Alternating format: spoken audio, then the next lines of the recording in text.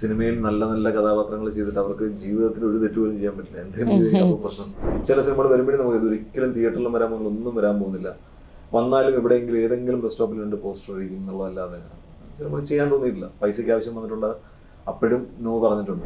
എനിക്ക് പൊതുവെ ആൾക്കാർ പറയുന്ന പൊളിറ്റിക്കൽ എക്സ്പ്രഷനിൽ എനിക്കില്ല, ഞാൻ അങ്ങനെ കാണുന്നില്ല. ഇപ്പം ഞാൻ ഇപ്പോൾ ചെയ്യുന്ന കഥാപാത്രങ്ങൾ, ഇപ്പം ഞാൻ ഈ 1000 Babies എന്ന് പറഞ്ഞ സിനിമയ്ക്ക് ചെയ്ത കഥാപാത്രത്തിന് അയാൾ പൊളിറ്റിക്കലി കറക്റ്റ് ആണെന്ന് വെച്ചാൽ എനിക്കറിയില്ല. ഞാൻ ഒരുപാട് ഫിനാൻഷ്യലി സ്ട്രഗിൾ ചെയ്തിട്ടുണ്ട്. ഒരുപാട് തവണ എൻ്റെ അക്കൗണ്ടിൽ 0 ബാലൻസ് കണ്ടിട്ടുണ്ട്. പലതും ഞാൻ സ്ക്രീൻഷോട്ട് എടുത്ത് വെച്ചിട്ടുണ്ട്. 67 വയസ്സ് വരെ ഞാൻ സ്ക്രീൻഷോട്ട് എടുത്ത് വെച്ചിട്ടുണ്ട്. പക്ഷേ ആ സമയത്തും സിനിമയിൽ തന്നെ തുടരും. ഞാൻ സിനിമ തന്നെ ചെയ്യും, ഞാൻ ഇങ്ങനത്തെ സിനിമകൾ ചെയ്യും, നല്ല സിനിമകൾ ചെയ്യും എന്നുള്ള ഒരു ആ സമയത്ത് എനിക്ക് വിശ്വസിക്കാൻ പറ്റിയ, അല്ലെങ്കിൽ ആ സമയത്ത് എൻ്റെ തീരുമാനത്തിൽ ഉറച്ചു നിൽക്കാൻ പറ്റിയിട്ടുള്ള ചില സമയങ്ങളുണ്ട്. മലയാള സിനിമയിൽ 10 സിനിമ വരുമ്പോൾ 9 സിനിമയും വേണ്ടെന്ന് വയ്ക്കാൻ ഫഹദ് ഫാസിലിന് മാത്രമേ കഴിയുള്ളൂ. എനിക്ക് കഴിഞ്ഞിട്ടുണ്ട്.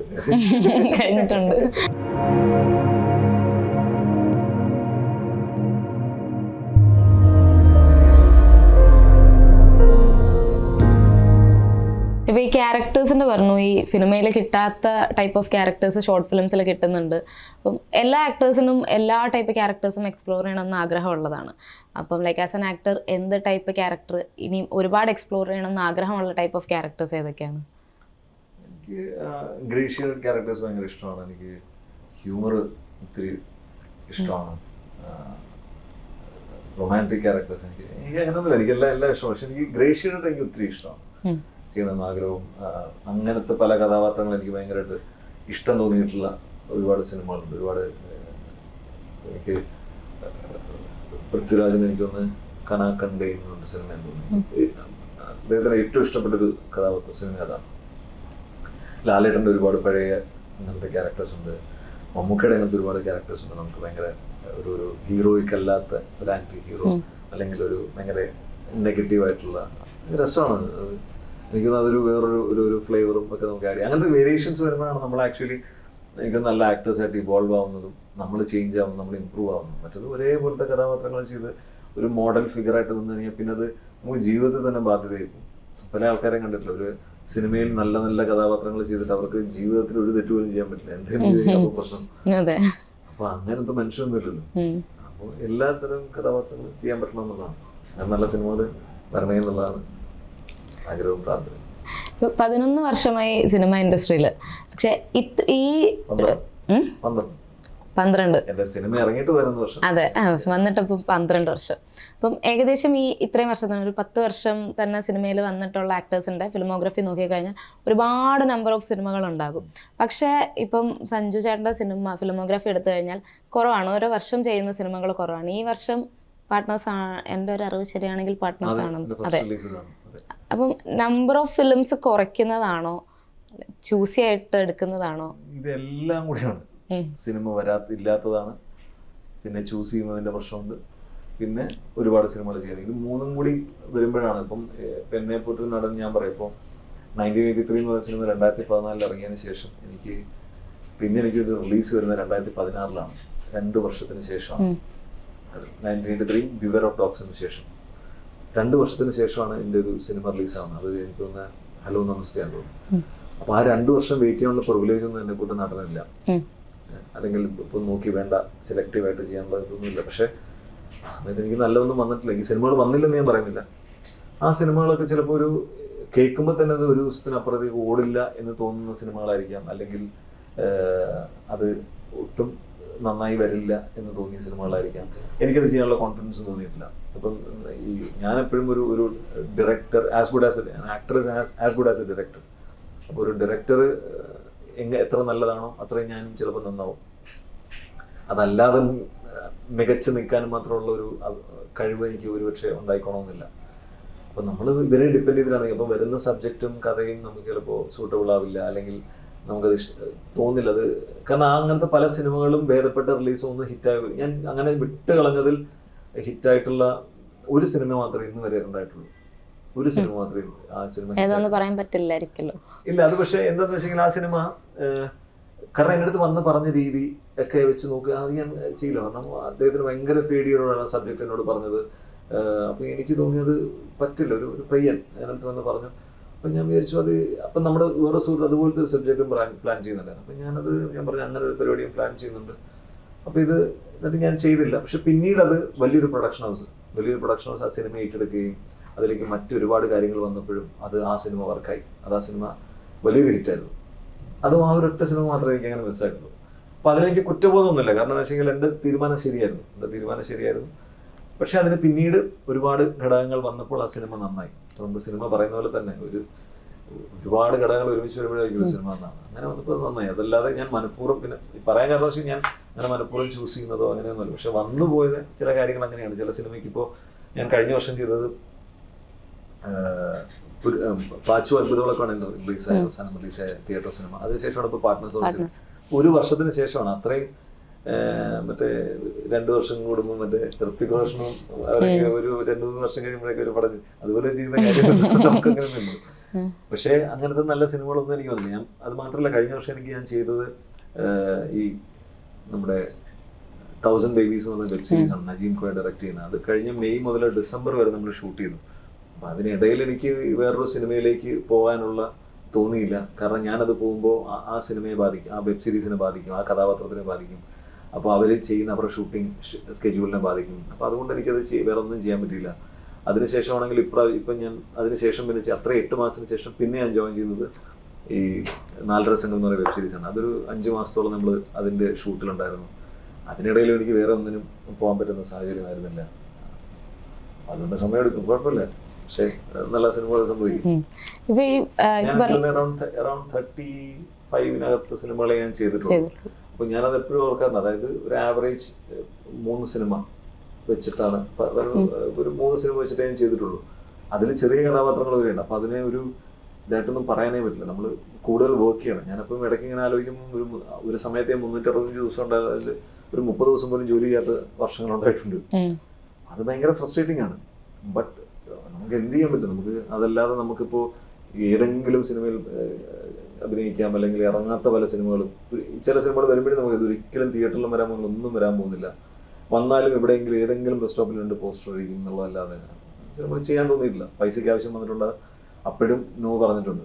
പണ്ടൊരു ഡയറക്ടർ രഞ്ജിത്ത് സാർ പറഞ്ഞിട്ടുണ്ട്, മറ്റേ മലയാള സിനിമയിൽ 10 സിനിമ വരുമ്പോൾ 9 സിനിമയും വേണ്ടെന്ന് വയ്ക്കാൻ ഫഹദ് ഫാസിലിന് മാത്രമേ കഴിയുള്ളൂ. എനിക്ക് കഴിഞ്ഞിട്ടുണ്ട്. പക്ഷെ വേറത് കൊണ്ടല്ല, നമുക്ക് അറിയാം അത് അങ്ങനെ വരുള്ളൂ. ആൾക്കാർ കളിയാക്കും, അത് ഹാൻഡിൽ ചെയ്യാനുള്ള തൊലിക്കെട്ടി എനിക്കില്ലാത്തതുകൊണ്ടായിരിക്കും. ഇപ്പൊ ഞാൻ ചോദിക്കാൻ വെച്ചിരുന്ന 2 പോയിന്റ് പറഞ്ഞു. ഇപ്പം സിനിമയുടെ അവസരങ്ങൾ വരുന്നില്ല എന്നുള്ളതും പറഞ്ഞു, പിന്നെ പൈസയുടെ ഒരു കാര്യം പറഞ്ഞു. ഇപ്പം സിനിമ കാണുക മാത്രം ചെയ്യുന്ന ഓഡിയൻസിന് പലരും പറയുന്നതാണെങ്കിലും ചിന്തിക്കുന്നതാണെങ്കിലും ഈ സിനിമാക്കാർക്ക് എപ്പോഴും സിനിമകളായിരിക്കും. ഒരു സെറ്റിൽ നിന്ന് അടുത്ത സെറ്റിലേക്ക് ഇങ്ങനെ ഭയങ്കര ഒരു ബിസി ഷെഡ്യൂളായിരിക്കും. കൂടാതെ അവരുടെ എപ്പോഴും ഒരുപാട് പൈസകൾ, ഒരു സിനിമയ്ക്ക് ഇങ്ങനെ കോടികളാണ് എല്ലാ ആക്ടേഴ്സിനും കിട്ടിക്കൊണ്ടിരിക്കുന്നത് എന്നുള്ളത് അത് അങ്ങനെ ചിന്തിക്കുന്നത് നമ്മുടെ പ്രശ്നമാണെന്നല്ല, എല്ലാവരുടെയും ഒരു ചിന്താഗതി. നമ്മൾ പണ്ട് മുതലേ അങ്ങനെ ചിന്തിച്ച് വന്നതാണ്. നമ്മൾ നോക്കുമ്പോൾ എല്ലാവരും കാറിൽ നടക്കുന്നു, ഭയങ്കര ഒരു അടിപൊളി സെറ്റപ്പിലൊക്കെയാണല്ലോ നടക്കുന്നത്. സോ ഇവർ പറയുന്ന ഈ ഒരു സ്റ്റേറ്റ്മെന്റിനോട് എങ്ങനെയാണ് അതോട് പൊരുത്തപ്പെടുക? എന്താ പറയാനുള്ളത് അതിന്? അവർ കാണുന്ന ഒരു ഫാന്റസി വേൾഡാണ്, ഒരു ഫാൻസി ആയിട്ടുള്ള കാറുകൾ. അവർ ഈ പറയുന്നത്, നമ്മൾ പറയുന്ന ഈ 1% ആൾക്കാരെ പറ്റിയിട്ടാണ് പറയുന്നത്. സിനിമയിലുള്ള 1% അല്ലെങ്കിൽ 1 to 5% ആൾക്കാർക്കേ ഉള്ളൂ ഇപ്പോഴും തിരക്കും ഒരുപാട് പൈസയും ഒക്കെ വരുന്നത്. 5% പോലും വരില്ല. അപ്പൊ അവരെ വെച്ചിട്ടാണ് നമ്മളെല്ലാവരെയും നമ്മൾ കമ്പയർ ചെയ്യുന്നത്. എല്ലാവരെയും നമ്മൾ അതേ പക്ഷെ ഇവർ ചെയ്യുന്ന ജോലി എല്ലാം സെയിമാണ്. ഈ സിനിമയിൽ വരുന്ന അഭിനയിക്കുന്നവരുടെ എല്ലാ ജോലി അഭിനയം തന്നെയാണ്. പക്ഷെ എല്ലാവർക്കും ഒരേപോലെ പണമോ ഒരുപോലെ പ്രശസ്തിയോ അല്ലെങ്കിൽ സിനിമകളോ കാര്യങ്ങളോ അങ്ങനെയൊന്നുമില്ല. ഒരുപാട് പേരുണ്ട് അത് ഫൈനാൻഷ്യലി ബുദ്ധിമുട്ടുന്നത്. ഇപ്പം ഞാൻ ഒരുപാട് ഫൈനാൻഷ്യലി സ്ട്രഗിൾ ചെയ്തിട്ടുണ്ട്. ഒരുപാട് തവണ എൻ്റെ അക്കൗണ്ടിൽ 0 ബാലൻസ് കണ്ടിട്ടുണ്ട്. പലതും ഞാൻ സ്ക്രീൻഷോട്ട് എടുത്ത് വെച്ചിട്ടുണ്ട്. 67 വയസ്സ് വരെ ഞാൻ സ്ക്രീൻഷോട്ട് എടുത്ത് വെച്ചിട്ടുണ്ട്. കാരണം പക്ഷെ ആ സമയത്തും സിനിമയിൽ തന്നെ തുടരും. ഞാൻ സിനിമ തന്നെ ചെയ്യും, ഞാൻ ഇങ്ങനത്തെ സിനിമകൾ ചെയ്യും, നല്ല സിനിമകൾ ചെയ്യും എന്നുള്ള ആ സമയത്ത് എനിക്ക് വിശ്വസിക്കാൻ പറ്റിയ, അല്ലെങ്കിൽ ആ സമയത്ത് എൻ്റെ തീരുമാനത്തിൽ ഉറച്ചു നിൽക്കാൻ പറ്റിയിട്ടുള്ള ചില സമയങ്ങളുണ്ട്. അതിനെയാണ് ഞാൻ റെസ്പെക്ട് ചെയ്യുന്നത്. അതാണ് എൻ്റെ നല്ല പ്ലസ് പോയിന്റ് എന്ന് ഞാൻ കാണുന്നത്. എനിക്ക് എന്നോടുള്ള ബഹുമാനം അവിടെയാണ്. അപ്പൊ നമുക്ക് ആ സിറ്റുവേഷൻസ് വരും. അത് പുറത്തുള്ളവർക്ക് എന്ത് വേണമെങ്കിലും പറയാം. അപ്പോൾ നമ്മളെ ഇപ്പോൾ ഒരു കടയിൽ പോയി കാണുമ്പോൾ, ചേട്ടാ നിങ്ങൾ കടയിലൊക്കെ വരുമെന്ന് ചോദിക്കും.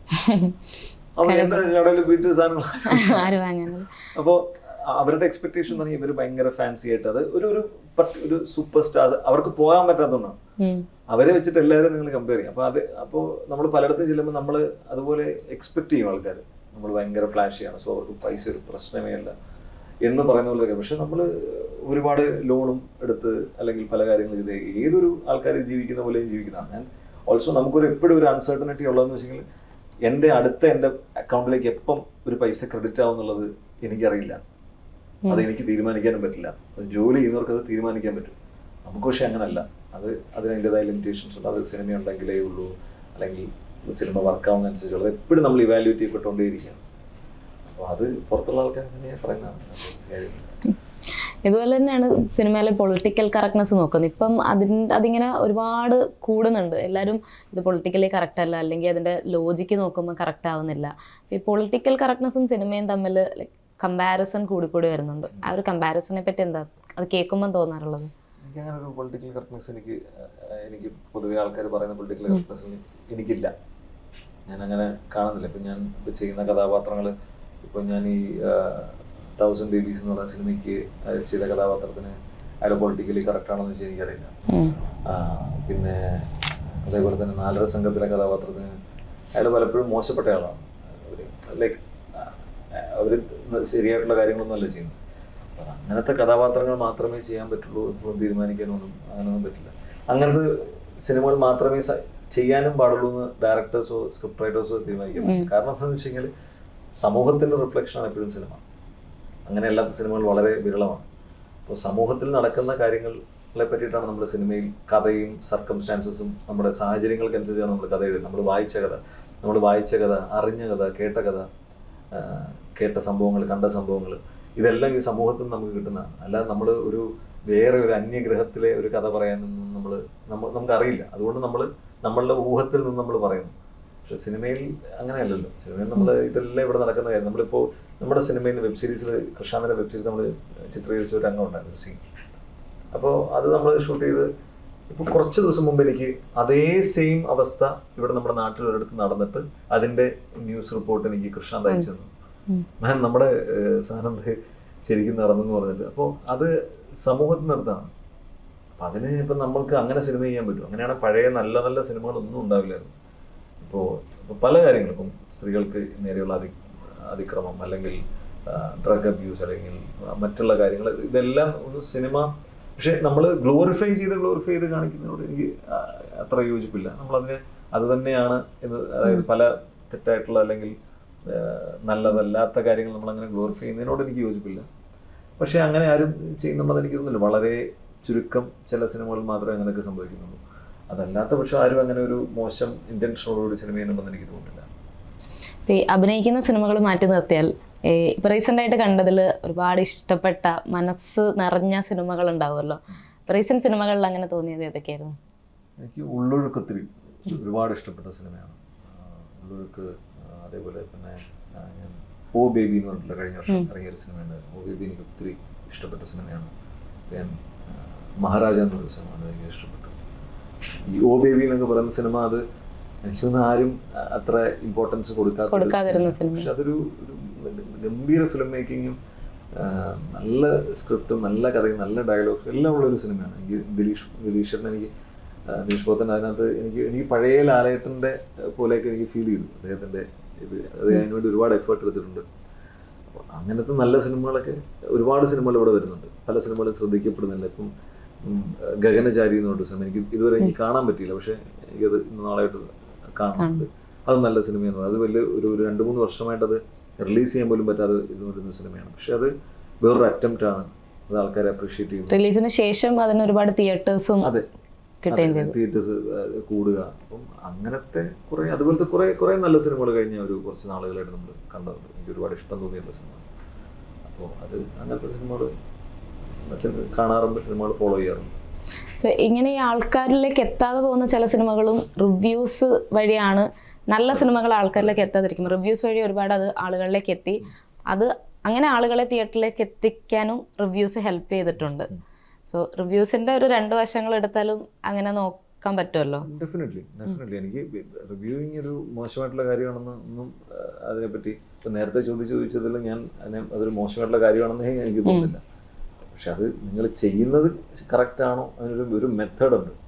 ആ മെത്തേഡ് കറക്റ്റാണോ എന്നുള്ളത്. കാരണം എൻ്റെ അടുത്ത് ഈ പണ്ട് അരുൺകുമാർ അരവിന്ദ് എന്ന് പറഞ്ഞിട്ട് ഡയറക്ടർ, അപ്പം അദ്ദേഹം ഇങ്ങനെ എനിക്ക് ഭയങ്കര ഇഷ്ടമുള്ള സിനിമകളാണ് അദ്ദേഹം ഈ അടുത്ത കാലത്ത് ലെഫ്റ്റ് റൈറ്റ് ലെഫ്റ്റ് എനിക്ക് ഒത്തിരി ഇഷ്ടപ്പെട്ട സിനിമകളാണ്. അപ്പോൾ അങ്ങനെ ഒരിക്കൽ അദ്ദേഹത്തെ കാണാൻ പോയപ്പോൾ അദ്ദേഹത്തോട് ഇങ്ങനെ പറഞ്ഞു, പുള്ളി എന്ത് പറഞ്ഞു, പല ഡയറക്ടേഴ്സ് ഇപ്പോൾ പറയുന്നത് ഞാൻ എല്ലാ ടിപ്പിക്കലൊരു സിനിമയല്ല നമ്മൾ ചെയ്യുന്ന, ഒരു എല്ലാ കൺവെൻഷൻസും ബ്രേക്ക് ചെയ്തുകൊണ്ടൊരു ഒരു സിനിമയാണ്, വേറൊരു സിനിമയാണ്, ഇതുവരെ കണ്ട പരിചയമില്ലാത്ത സിനിമയാണെന്നൊക്കെ അടുത്ത് പറഞ്ഞത് തമാശയ്ക്ക് പറഞ്ഞൊരു സാധനമാണ്.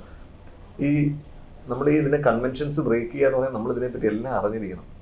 പുള്ളി പറഞ്ഞൊരു ഉദാഹരണം ഈ മണിച്ചിത്രത്താഴിലെ ഡോക്ടർ സണ്ണി, അയാള് പറയുന്നുണ്ട് I want to break all the conventions of psychiatry, ഞാൻ ഇപ്പം ആരും ചെയ്യാത്തത് ഞാൻ ചെയ്യും എന്നൊക്കെ അദ്ദേഹം പറയുന്നുണ്ട്.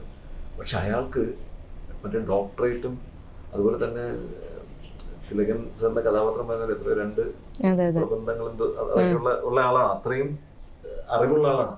അയാൾക്ക് ഇതൊക്കെ ബ്രേക്ക് ചെയ്യണം, എല്ലാം അറിയാം, ഒന്നും അറിയാതെ ബ്രേക്ക് ചെയ്യണം. അപ്പൊ നമ്മള് ഈ റിവ്യൂ ചെയ്യുമ്പോഴും നമ്മൾ അതിനെപ്പറ്റി ഒരു വലിയൊരു വിഷയമാണ്. അപ്പൊ അതിനെപ്പറ്റി നമ്മൾ പഠിക്കണം. അത് ചിലപ്പോൾ ഒരു 6 മാസത്തെ പ്രീ പ്രൊഡക്ഷൻ, 2 മാസത്തെ പ്രൊഡക്ഷൻ, അല്ലെങ്കിൽ അത് കഴിഞ്ഞൊരു 3 മാസത്തെ പോസ്റ്റ് പ്രൊഡക്ഷൻ ഒക്കെ ചെയ്തിട്ട് വരുന്നൊരു സിനിമയാണ്. അവർ അത്ര ഒരു 100 ചില്ലാനം പേര് എഫേർട്ട് എടുക്കുകയും ഇത്ര കോടികളിട്ട് ഇൻവെസ്റ്റ് ചെയ്തിട്ട് അവർ ചെയ്യുന്നതാണ്. അപ്പം അത് എന്താ അവർ ചെയ്തത് നമ്മൾ കുറച്ചുകൂടി ഒന്ന് അറിഞ്ഞ് പറയുകയാണെങ്കിൽ അത് നന്നായിരിക്കും. അത് നല്ലപോലെ റിവ്യൂ ചെയ്ത് നല്ല അഭിപ്രായങ്ങൾ പറയുകയും അതിനെ പിന്നെ ഒരു ഇൻഡസ്ട്രി നമ്മളൊരു കില്ല് ചെയ്യുന്ന പോലത്തെ ഒന്നും ചെയ്യുന്നത് എനിക്ക് യോജിപ്പില്ല. കാരണം ഒരു ചെറിയ ഇൻഡസ്ട്രിയാണ് നമ്മുടെ ഒരു ഇൻഡസ്ട്രി, നമുക്കൊരു വളരെ ചെറിയ ഓഡിയൻസേ ഉള്ളൂ. അപ്പം അതിനെ കില്ല് ചെയ്യും നമ്മളങ്ങനെ ഭയങ്കര ഹാർഷായിട്ടും ഇതിനെയൊക്കെ അപ്രോച്ച് ചെയ്യുമ്പോൾ. അത് ഒരു ഓളത്തിലും താഴത്തിലും പോയാൽ നല്ലതായിരിക്കും തോന്നിയിട്ടുണ്ട്. പക്ഷെ നമ്മുടെ ഇൻഡസ്ട്രി ഇപ്പം വളർന്നുകൊണ്ടിരിക്കുന്നതിന്റെ എക്സാമ്പിൾ ഇപ്പം അടുത്ത് ഈ വർഷം ഇറങ്ങിയ തന്നെ ഒരുപാട് സിനിമകൾ, ഇപ്പം 200 കോടി ക്ലബ്ബ് കയറിയ സിനിമകൾ വരെ നമ്മുടെ ഇൻഡസ്ട്രിയിൽ ഉണ്ടായി. പക്ഷെ അതോടൊപ്പം തന്നെ ഓഡിയൻസ് ഡിഫറെൻ്റ് ആണ്, പല ടൈപ്പിലുള്ള സിനിമകൾ ഇഷ്ടപ്പെടും. ഇപ്പം ഈ റിവ്യൂവിൻ്റെ തന്നെ പറയുന്നത് ശരിയാണോ എന്ന് എനിക്കറിയില്ല, ബട്ട് ചില ഞാൻ തുടക്കത്തിൽ പറഞ്ഞ റിവ്യൂവർ തന്നെ ഇതിൽ ഇപ്പം സഞ്ജു പാർട്ട്നേഴ്സ് എന്ന സിനിമയിൽ ചെയ്ത ആ ക്യാരക്ടറിൻ്റെ ഒരു ബ്രാഞ്ച് മാനേജർ എന്നുള്ളൊരു ക്യാരക്ടർ ചെയ്തു.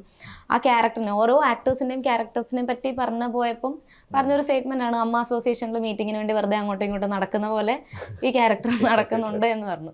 അത് കേട്ടിരുന്നോ? എൻ്റെ അടുത്ത് ആരോ എനിക്കത് കാണിച്ചു തന്നു, എൻ്റെ ഒരു സുഹൃത്ത്. അപ്പം നമ്മൾ ഭയങ്കര ഉറക്കിച്ചിരിക്കുകയും ചെയ്തത്. അതെ, ഞാനിത് കണ്ടപ്പോഴും, ഞാൻ സിനിമ കണ്ടു, അത് കഴിഞ്ഞ് ഇതും കണ്ടപ്പോൾ നമ്മൾ പെട്ടെന്ന് അങ്ങനെ ചിന്തിക്കും, ശരി അതിൽ നടക്കുന്ന അങ്ങനത്തെ കുറച്ച് സാധനങ്ങളുണ്ടല്ലോ. പക്ഷെ അറ്റ് ദ സെയിം ടൈം ആ ക്യാരക്ടർ ഡിമാൻഡ് ചെയ്യുന്ന ആ കാര്യങ്ങളെല്ലാം അവിടെ ചെയ്യുന്നുണ്ട്. ഞാൻ കണ്ടു. അതെ, കണ്ടതുകൊണ്ടാണ് ഇത്ര ധൈര്യമായിട്ടെല്ലാം ചോദിക്കുന്നത്. അപ്പം നമ്മൾ അങ്ങനെ 2 കാര്യങ്ങൾ നമ്മുടെ മേലിൽ, ഇപ്പോൾ സിനിമയിലെ ആ ക്യാരക്ടർ ചെയ്തത് നടക്കുന്നുണ്ട് ശരിയാ, പക്ഷെ അത് ആ ക്യാരക്ടർ ഡിമാൻഡ് ചെയ്യുന്ന ആക്ടിവിറ്റീസ് ആണ് ചെയ്യുന്നത്. സോ അല്ല, ഒരുപാട് പേരിൽ ഇപ്പം ഇത് സില്ലിയായിട്ട് എടുക്കുന്ന ഒരുപാട് ആക്ടേഴ്സ് ഉണ്ട്. പക്ഷേ ഇൻഡസ്ട്രിയിൽ ഇപ്പോൾ പുതിയതായിട്ട് വരുന്ന ഒരു ആക്ടറാണെങ്കിൽ അവരെ ചില ആൾക്കാരത് പേഴ്സണലി എഫക്ട് ചെയ്യാനും ഒരുപാട് ചാൻസസ് ഉണ്ടല്ലോ. സോ അങ്ങനെയുള്ളവരുടെ അടുത്ത് എന്തെങ്കിലും പറയാനുണ്ടോ? അല്ല, ഇത് ഇപ്പൊ ഈ പറഞ്ഞ ഈ കാര്യം, എക്സാക്ട് ഈ ഒരു കാര്യം അമ്മ അസോസിയേഷൻ മീറ്റിംഗിൽ അങ്ങോട്ടും ഇങ്ങോട്ടും നടക്കുന്ന എനിക്കറിയില്ല. കാരണം ഈ സിനിമ കണ്ടിട്ട് ഇപ്പൊ എന്റെ അടുത്ത് പറഞ്ഞ ആൾക്കാർ ഞാൻ പറയാം, നല്ല കാര്യങ്ങൾ ഞാൻ പറയാം. ആ സിനിമയുടെ ന്യൂനവശങ്ങൾ കുറെ പ്രശ്നങ്ങളുണ്ടായി. ഞാൻ ഒരു 5 വർഷം ഞാൻ ഒരു ഫൈനാൻഷ്യൽ ഇൻഡസ്ട്രിയിൽ വർക്ക് ചെയ്ത ആളാണ്. ഓക്കെ, ഞാനൊരു 3 വർഷം ടാറ്റ ഐ ജി എന്ന് പറഞ്ഞ കമ്പനിയിൽ 1.5 വർഷത്തോളം ഞാൻ ധനലക്ഷ്മി ബാങ്ക് എന്ന് പറഞ്ഞ ബാങ്കിൽ വർക്ക് ചെയ്തിരുന്നതാണ്. ഒരു ബാങ്കിൽ എന്ത് നടക്കുന്നത്, എങ്ങനെ വർക്ക് ചെയ്യുന്നത് എനിക്കറിയാം. ഓക്കെ, ഇപ്പൊ ഞാനൊരു ചെരുപ്പൂത്തിയാണെങ്കിൽ ഞാൻ ചെരുപ്പൂത്തിയായിട്ട് സിനിമയിൽ അഭിനയിക്കുമ്പോൾ അത് തെറ്റി എന്ന് പറഞ്ഞാൽ എനിക്ക് സമ്മതിക്കാൻ വളരെ ബുദ്ധിമുട്ടുണ്ട്. ഇപ്പൊ ഞാനൊരു ഡോക്ടറായിട്ട് അഭിനയിച്ച് ഞാനൊരു തെറ്റിപ്പോയി, അത് ഞാൻ പറഞ്ഞത് തെറ്റിപ്പോയെന്ന് എനിക്ക് മനസ്സിലായത്. ഞാൻ അതിനകത്ത് പറഞ്ഞ ഓരോ കാര്യങ്ങളും കറക്റ്റാണെന്ന് എനിക്ക് കൃത്യമായിട്ട് അറിയാം. കാരണം ഞാൻ ചെയ്തതും ജോലി ചെയ്തതാണ്. പിന്നെ അതിനകത്ത് ചെയ്ത പല സിറ്റുവേഷൻസ് വരുമ്പോൾ ഇപ്പൊ എന്റെ ബാങ്കിങ് സുഹൃത്തുക്കള് പലരും കണ്ടിട്ട് അവർക്ക് നമ്മുടെ പരിപാടി, നമ്മൾ പണ്ട് ചെയ്ത പരിപാടി അല്ലെങ്കിൽ നമ്മള് അവർക്ക് റിലേറ്റ് ചെയ്യാൻ പറ്റുന്നുണ്ട്, എനിക്ക് എന്റെ പഴയ ഓർമ്മകൾ വരുന്നുണ്ട്.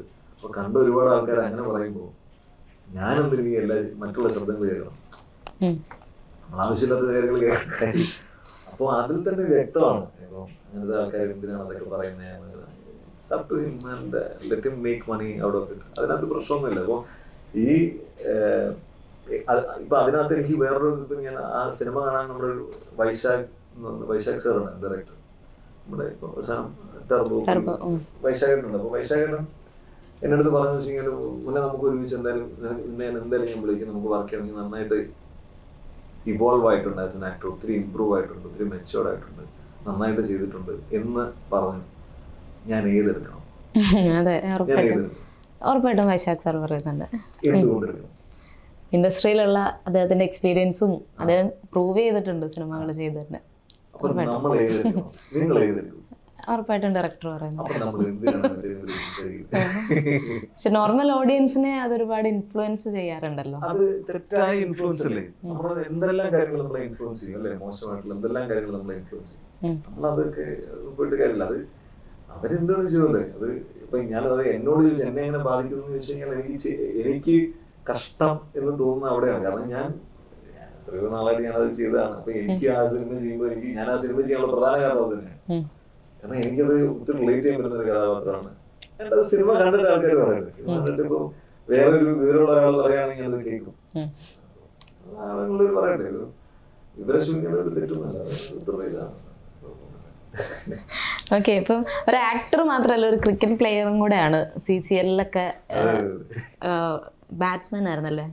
ഞാൻ ഓൾറൗണ്ടറാണ്. ഓക്കെ, എനിക്ക് ക്രിക്കറ്റിനെ പറ്റി വലിയ നോളജ് ഇല്ല. ഓക്കെ, എല്ലാം ഉണ്ടോ? എല്ലാം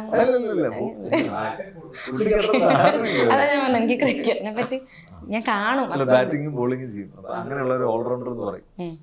അതാ ഞാൻ ചോദിച്ചേ, ഞാനതാ ചോദിച്ചേ. രണ്ടും ചെയ്യാല്ലേ? അപ്പൊ CCL ഇനി ബാക്കി കാര്യങ്ങളൊക്കെ എങ്ങനെയാ? അല്ല, CCL നമ്മള് എല്ലാ വർഷവും ഉണ്ടാവാറുണ്ട്. ഈ വർഷം കഴിഞ്ഞ വർഷം ഉണ്ടായിരുന്നു, അതിന് മുമ്പ് കുറച്ചാണ് ഗ്യാപ്പ് ഉണ്ടായിരുന്നു. ക്രിക്കറ്റ് നമ്മൾ പണ്ട് പോലെ എനിക്ക് ഒത്തിരി ഇഷ്ടമുള്ള വിഷയമാണ്, ഇഷ്ടമുള്ള ലൈക്ക് എൻ്റെ ഏറ്റവും ഫേവറേറ്റ് സ്പോർട്ടാണ്. ചെറുപ്പം മുതലേ കളിക്കുന്നതാണ്. അപ്പോൾ നമ്മുടെ വലിയ ആഗ്രഹമാണ് ആയിരുന്നു ക്രിക്കറ്റർ ആവുക എന്നൊക്കെയുള്ള ഒരു ആഗ്രഹം നമുക്ക് ചെറുപ്പത്തിലേക്ക് എപ്പോഴും ഉണ്ടാവുക. അതൊന്നും ഒരിക്കലും നടന്നില്ല. പക്ഷെ സിനിമയിൽ വന്നതുകൊണ്ട്, സിനിമ കാരണം നമുക്ക് അങ്ങനത്തെ ഭാഗ്യം ഉണ്ടായി. നമ്മൾ വലിയ ഇത്രയും വലിയ ഇന്റർനാഷണൽ സ്റ്റേഡിയത്തിൽ പോയി കളിക്കാൻ പറ്റി. നമുക്കൊരു ക്ലബ്ബുണ്ട്, സെലിബ്രിറ്റി ക്രിക്കറ്റ് ക്ലബ്ബ് എന്ന് പറഞ്ഞിട്ട്. ആ ക്ലബ്ബ് നമ്മൾ ഒരുപാട് വലിയ ഷാർജ ഇന്റർനാഷണൽ സ്റ്റേഡിയത്തിൽ പോയി കളിച്ചിട്ടുണ്ട്. നമ്മൾ ലോർഡ്സിൽ പോയിട്ടുണ്ട്. അപ്പോൾ അതൊക്കെ വലിയ അച്ചീവ്മെന്റ് ആണ്. നമ്മളെ സംബന്ധിച്ചോളം സ്വപ്നം കാണാൻ പറ്റാത്ത കാര്യമാണ്. അതുപോലെ തന്നെയാണ് CCL വന്നപ്പോൾ. CCL നമ്മൾ പല സ്ഥലത്തും നമ്മൾ വലിയ സ്റ്റേഡിയങ്ങളിൽ പോയി കളിച്ചു, വലിയ താരങ്ങൾ കളിച്ച സ്ഥലത്ത് നമ്മൾ കളിച്ചു.